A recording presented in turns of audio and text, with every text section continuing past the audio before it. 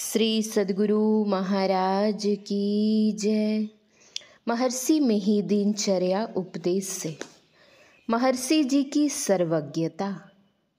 25 फरवरी सन 1982 ईस्वी के प्रातःकाल की घटना है। गुरुदेव अपने आवास के आंगन में व्हील चेयर में बैठे हुए थे।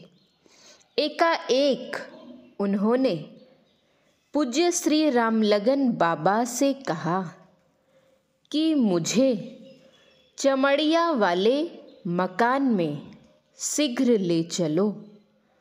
वहाँ शीला देवी चमड़िया रो रही है। चमड़िया वाला मकान बिल्कुल निकट ही है, फिर भी किसी को उनके रोने की आवाज़ ना मालूम पड़ती थी। व्हीलचेयर उस तरफ बढ़ाया गया। श्री छोटेलाल मंडल ने आगे बढ़कर शीला देवी चमड़िया के कमरे की किवाड़ी खटखटाई। वे बाहर निकलीं और पूछा, कहिए क्या बात है? इन्होंने कहा कि गुरुदेव आपसे मिलने आ रहे हैं। प्रत्यक्ष ही शीला देवी चमड़िया अपने कमरे में रो रही थी, इसीलिए तो उनकी पलकें भीगी थीं। उन्होंने आगे बढ़कर गुरुदेव के चरण स्पर्श किए। गुरुदेव ने कहा, आप इतना क्यों रोती हैं? शीला देवी चमड़िया, आपकी कृपा और प्रेम का स्मरण करके रोती हूँ। गुरुदेव, आप मुझे नहीं पहचानती हैं कि मैं कौन हूँ। शीला जी, मैं खूब पहचानती हूँ। 14 वर्षों से आपकी कृपा से इस धरती पर खड़ी हूँ। एक महिला होकर कितने पुरुषों से कितने मुकदमे लड़े और विजय हासिल की। आपकी दया से मैं जीवित हूँ। गुरुदेव, आप रोइए नहीं, मैं आपकी सारी व्यवस्था कर दूंगा। आप मुझे पहचानती हैं ना? शीला जी, हाँ, पहचानती हूँ। आपकी मेरे ऊपर बड़ी कृपा है। 10 मार्च सन 1982 ईस्वी की बात है। उस दिन होली का त्योहार था। ऐसे त्योहार के दिन गुरु भक्त बाबू श्री मनोहर लाल चौधरी जी के मन में उत्पन्न हुआ कि इस अवसर पर आश्रम जाकर गुरुदेव को मूंग की दलपूड़ी बनाकर खिलाऊंगा। अपने मन की बात इन्होंने अपनी धर्मपत्नी से भी कह दी।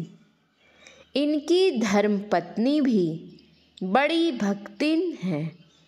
इस बात को सुनते ही बड़े उत्साह के साथ दलपूड़ी के सामान को तैयार कर लिया और आश्रम चलने के लिए भी तैयार हो गए। इनका निवास स्थान कुप्पा घाट आश्रम से 5 मील की दूरी पर भागलपुर शहर में है। एकाएक चौधरी जी के मन में हुआ कि आज तो होली का दिन है, अभी जाऊंगा तो लोग रास्ते में रंग से कपड़े लत्ते खराब कर देंगे, सो नहीं, अब शाम में जाऊंगा। यह सोचकर सवेरे आना स्थगित कर दिया।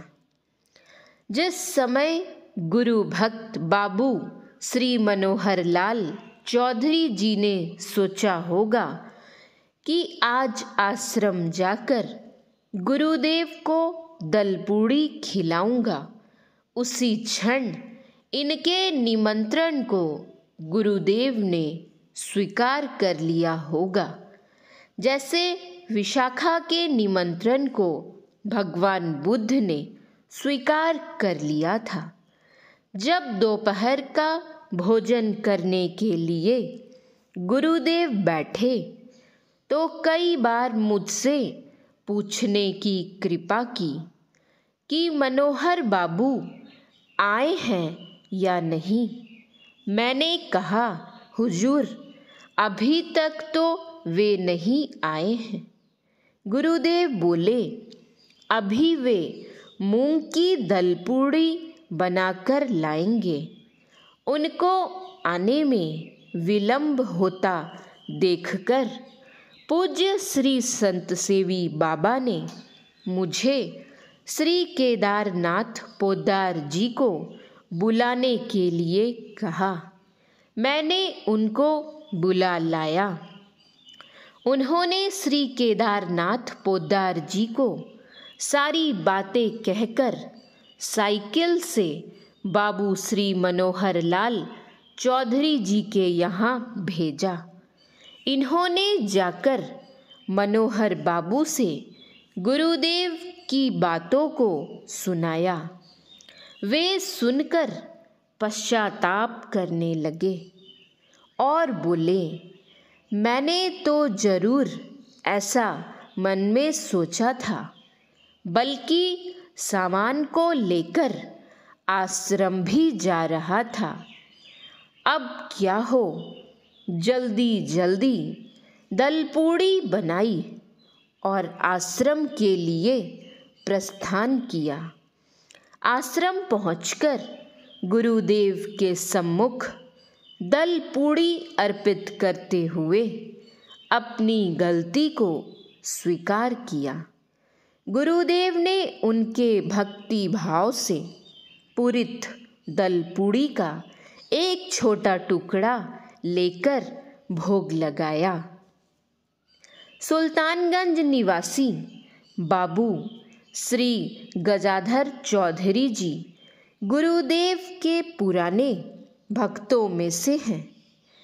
एक बार एक आदमी इनके पास चांदी की हंसली, गले में पहनने का एक प्रकार का गहना लेकर आया और कहा कि यह हंसली अपने पास बंधक के रूप में रखिए और मुझे कुछ रुपए दीजिए।